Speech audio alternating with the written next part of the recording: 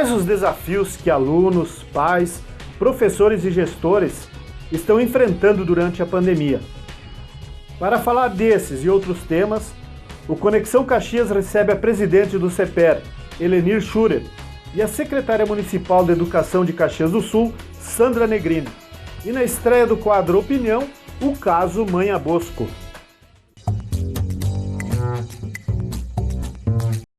A rede municipal de ensino, ela tem uma trajetória bastante significativa na vida da cidade, em função do protagonismo, especialmente das equipes diretivas e dos profissionais todos da educação, né? Não só professores, secretários de escola, merendeiras, as higienizadoras. Então, esse protagonismo, ele também foi evidente agora na época da pandemia.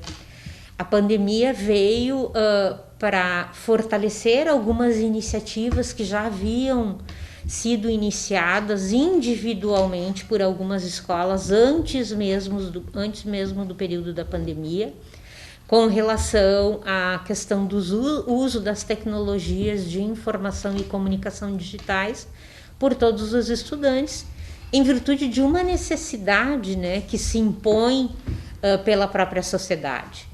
A secretaria, a rede municipal de ensino também sempre teve a preocupação de trabalhar com esses elementos digitais, porque já há muito tempo nós tínhamos já os laboratórios de informação e de comunicação, os laboratórios educacionais, né, de informática educacional, e também nós temos os profissionais que trabalham com as tecnomídias, que é para os anos iniciais.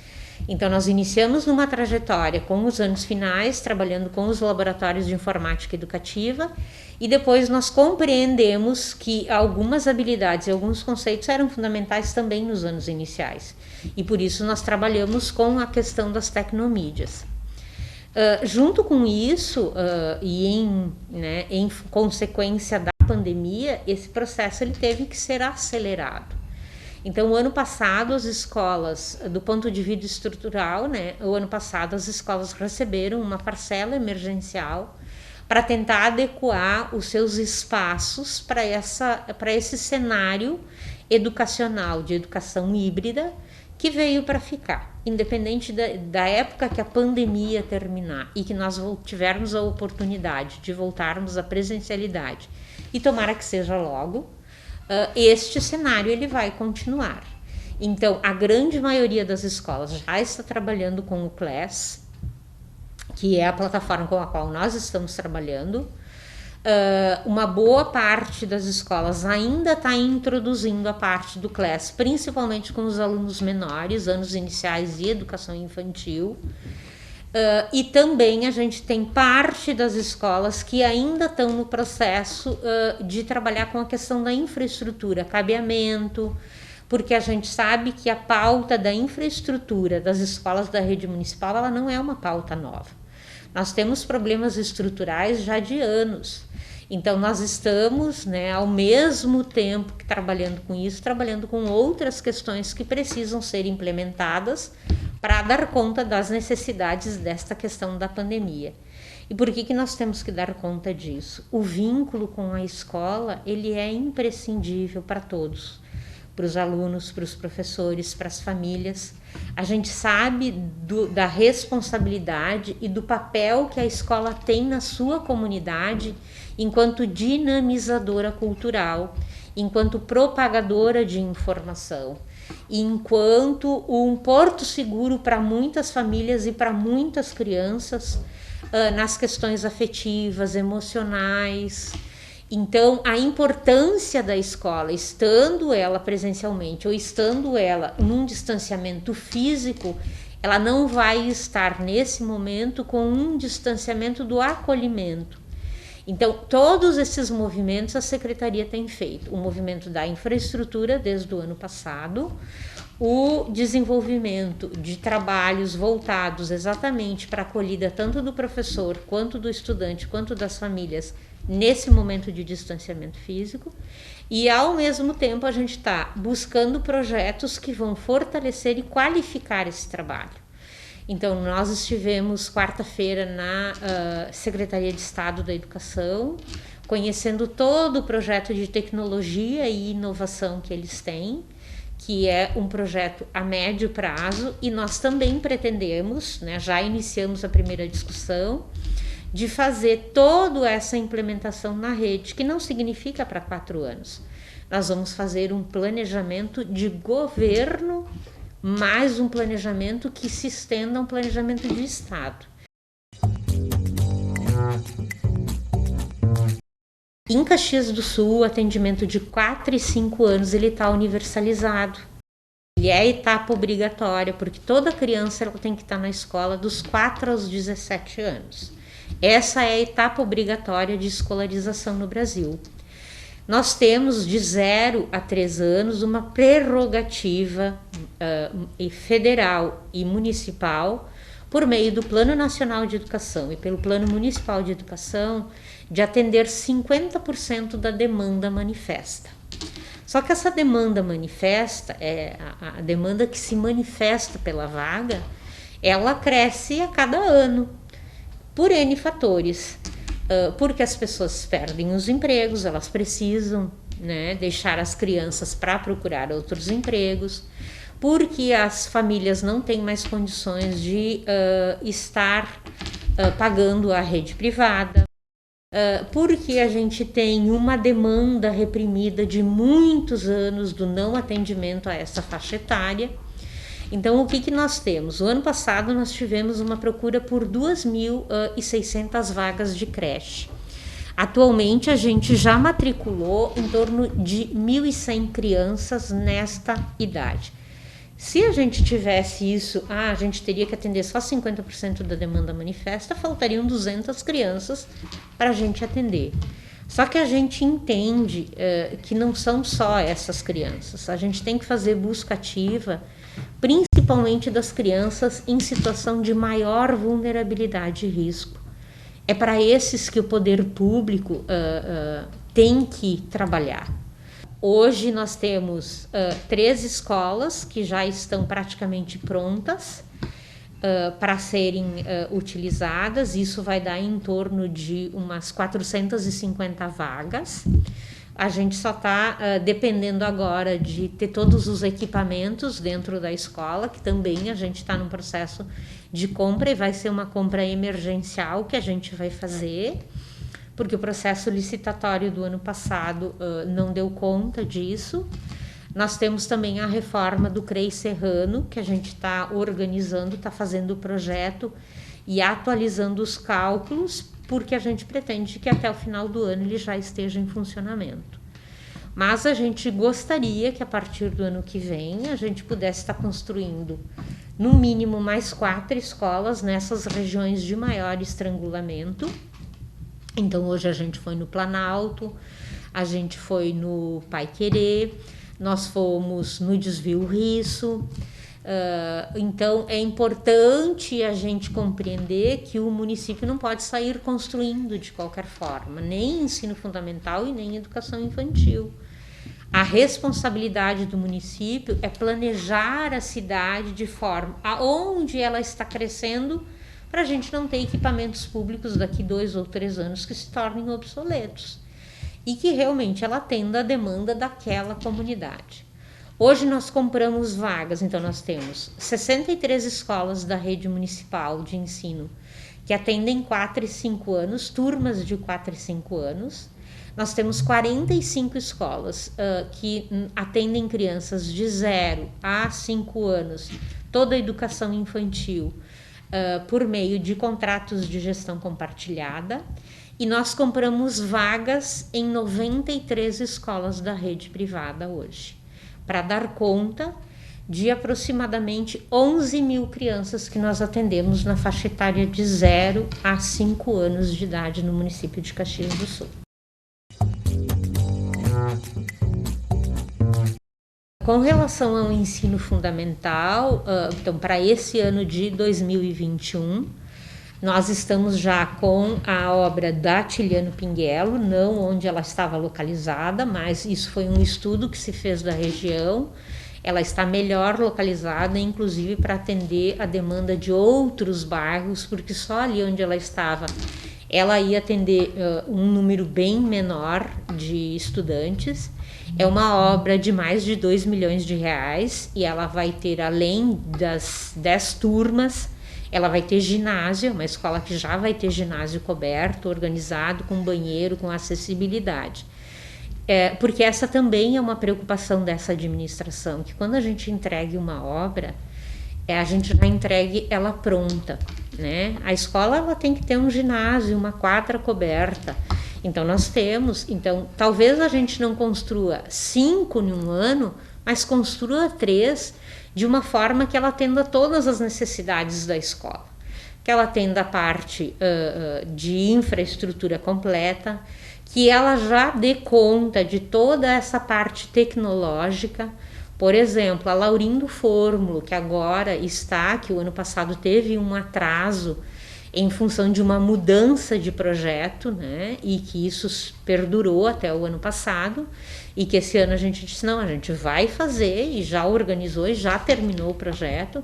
É uma escola de mais de 8 milhões de reais. Então, essas 2 escolas, elas já têm, elas vão ser construídas.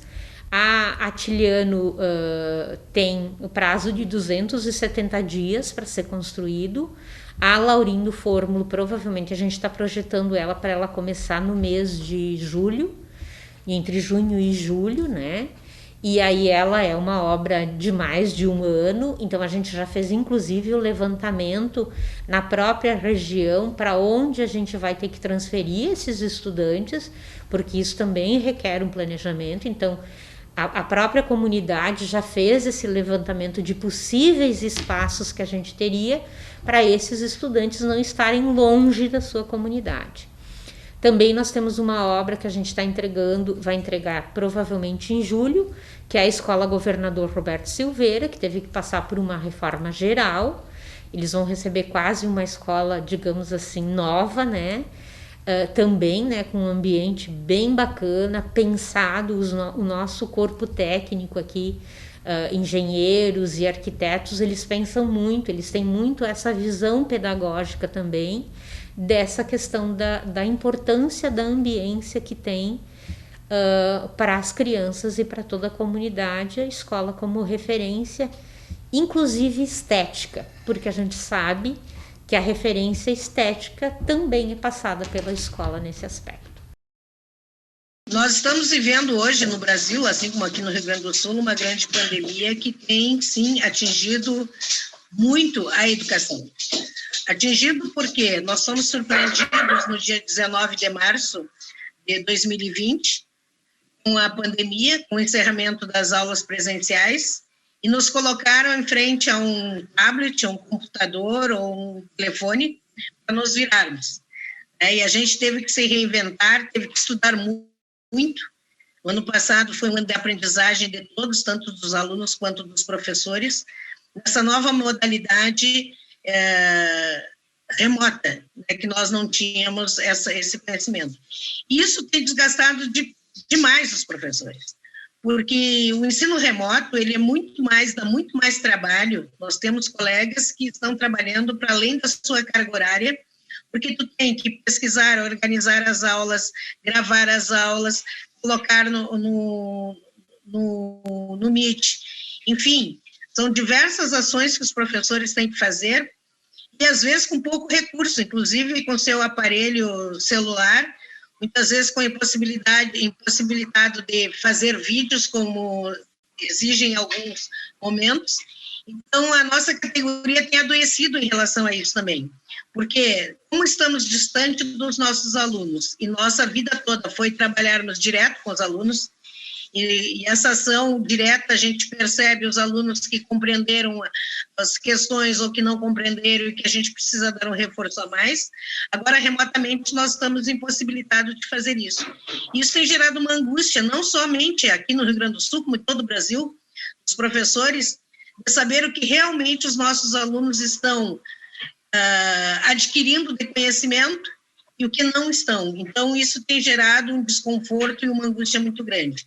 Ao mesmo tempo, nós temos também a clareza há de se fazer uma exigência, né, que vai ser feita, um grande planejamento de resgate de conhecimentos daqueles alunos que ficaram à margem, porque essa pandemia tem uma coisa que ela fez muito fortemente, foi escancarar as diferenças sociais existentes no nosso país, onde nós temos alunos que têm todas as condições de ter aula remota, onde nós temos alunos que não têm sinal de telefone, que não têm sinal de internet, que hoje ainda continua recebendo manualmente os seus trabalhos para poder desenvolver, e outros que sequer têm acesso às escolas. Então, essa é uma realidade não só do Rio Grande do Sul, como de todo o Brasil.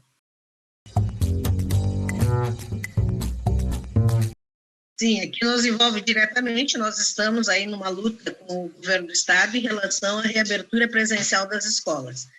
Nós temos assim, nós recebemos a Sociedade de Pediatria do Rio Grande do Sul, que tirou um posicionamento no dia 6 de abril sobre a abertura das escolas. E essa Sociedade de Pediatria disse o seguinte, que não é possível abrir as escolas nesse cenário de pandemia quase como descontrolado que estamos vivendo no Rio Grande do Sul.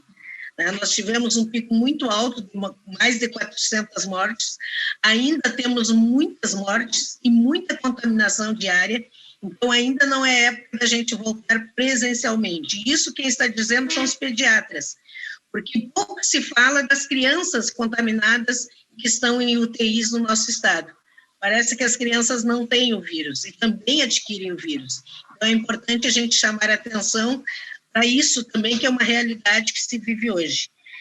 Nós tivemos também da rede pública, o REPU, que é a Rede de Escolas Públicas e Universidades, que é um coletivo de pesquisadores e docentes das universidades e escolas públicas que fizeram um estudo sobre a incidência entre educadores durante o período que foi aberto as escolas, no dia 7 de fevereiro a 6 de março, em São Paulo. Eles descobriram que a incidência de contaminação em cima dos professores e funcionários foi 3 vezes maior do que no restante da população. Então, teve 138% das incidências entre professores contra 81% dos demais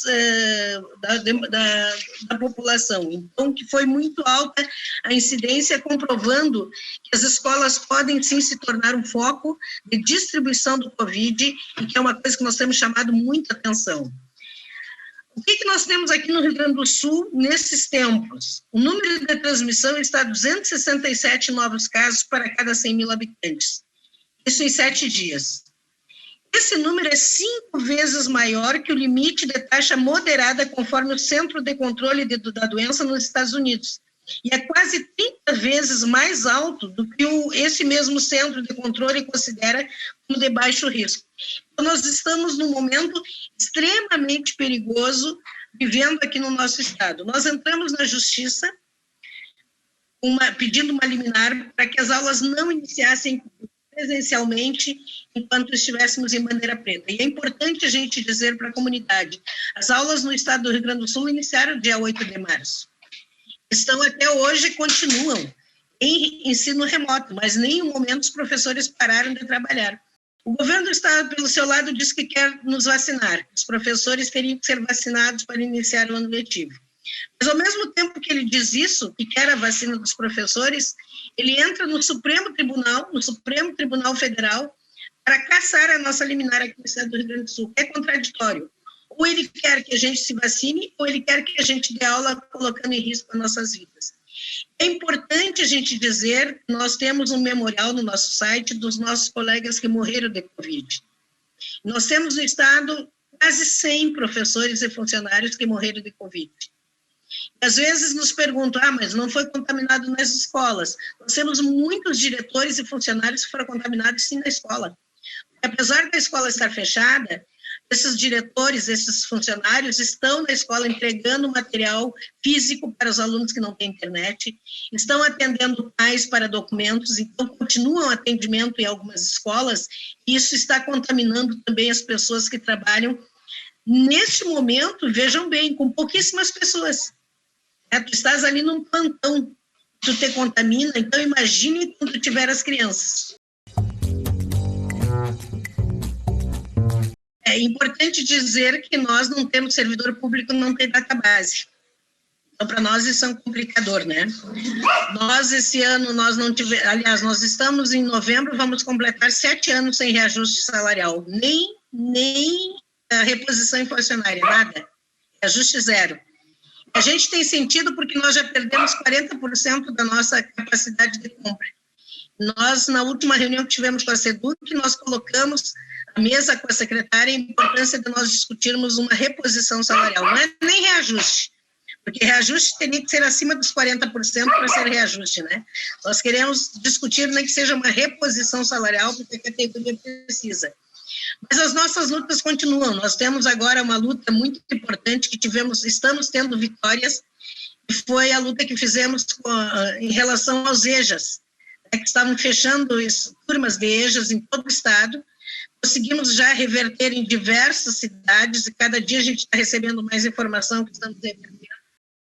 E temos outras demandas, como as escolas cívico-militares que estão vindo, e nós temos total contrariedade. Nós achamos que a segurança tem que estar nas ruas, tem que estar dando segurança para a população e não estar dentro das escolas.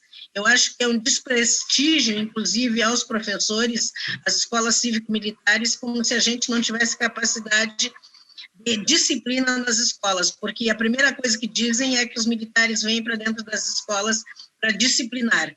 E nós não queremos, nós queremos uma escola livre, como nós sempre tivemos, uma escola de livres ideias, de grandes debates, de afetividade. Não é na repressão que nós vamos conquistar os nossos alunos para virem realmente se somarem na comunidade escolar. Então, são problemas que temos, que estamos aí lutando contra e sempre trabalhando, né? O governo não nos dá descanso, a pandemia não nos dá descanso, e a gente tem que estar sempre à frente dessas lutas, buscando melhorias para a nossa categoria e para a comunidade escolar.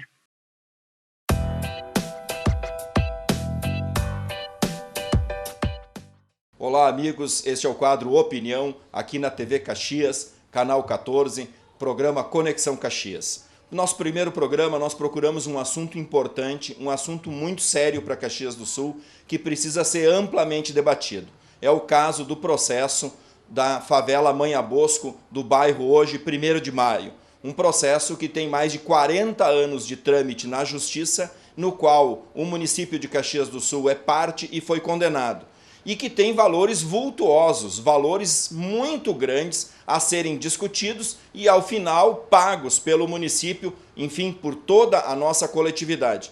Na verdade, o valor atualizado ele é aproximado de 850 milhões de reais. E para as pessoas terem ideia do que isso representa, podem comparar com o orçamento do município para esse ano de 2021, que é de aproximadamente o orçamento total de 2 bilhões e 400 milhões. Então é cerca aproximada de 1/3 do valor do orçamento do município, o valor da condenação atual. E é um processo que ainda está em trâmite.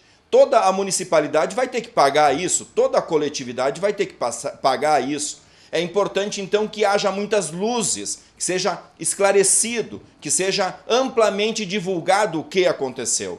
A sociedade também precisa entender que o município está nesse processo desde o início, porque essa área que é ali no bairro 1º de Maio hoje, era uma área que foi doada para o município de Caxias do Sul, onde seria construída a Universidade de Caxias do Sul. O município estava na posse da área. Depois a universidade não teve mais interesse, ainda durante a posse do município a área foi invadida por centenas de pessoas, dezenas de famílias. A área invadida, o município restituiu ao proprietário. O proprietário entrou com uma ação de reivindicação, uma reivindicatória, para retomar a área. Não foi possível. O município também, ao longo de várias administrações, foi fazendo obras, foi fazendo estruturas nessa área. E aí, evidentemente, assumiu, por conta de decisão já amplamente reconhecida, assumiu a responsabilidade sobre a indenização. Mas o tocante ao valor é absolutamente discutível, Porque o valor da área está cotado em torno de 53 milhões de reais. E o valor da condenação, segundo se calcula, 850 milhões de reais. Agora, o prefeito da nova administração, o prefeito Adiló de Domênico, teve a iniciativa de contratar um escritório particular de advocacia em Brasília, pessoas que, segundo ele, segundo a administração, teriam bom trânsito e teriam capacidade para gerenciar e discutir o assunto. Mas essa contratação se deu de forma particular, se deu de forma individual e a um valor de 500 mil reais. Nós sabemos, houve uma ação popular e nessa ação popular o tribunal cassou essa contratação. O que, no meu entender, é muito correto, porque se o prefeito está com razão no sentido de buscar solucionar o problema, de buscar auxílio de pessoas tecnicamente preparadas, não que a Procuradoria do município não tenha, mas na área jurídica se sabe que determinadas ações, principalmente nos tribunais superiores, precisam conhecimento técnico especializado do trâmite no próprio tribunal. E considerando o valor da discussão, 850 milhões, o valor da área, 53 milhões, sim, cabe uma contratação de pessoas especialistas, pessoas realmente com conhecimento superior. Mas essa contratação, ela deve se dar de forma transparente, de forma clara e de forma que a lei autoriza, a lei das licitações, 8.666. Então este é o caminho. O caminho é buscar, sim, especializações, não só na área jurídica, técnica, mas, por exemplo, na área contábil, na área financeira, buscar uma ampla discussão sobre a questão da urbanização dessa área, porque poderia ser melhor aproveitada e, inclusive, parte dela restituída à família. E eu ouvi agora recentemente que na Câmara de Vereadores pode haver a iniciativa de uma comissão parlamentar de inquérito sobre o assunto, o que é muito importante. Na verdade, uma comissão parlamentar de inquérito, ela não precisa ser para condenar alguém, mas ela pode ser para debater o assunto, para buscar soluções. Este é um bom caminho. A sociedade, o conjunto da população precisa, primeiro, saber muito bem o que aconteceu e o que está acontecendo. E segundo, buscar uma solução que seja viável para ser paga pelos contribuintes.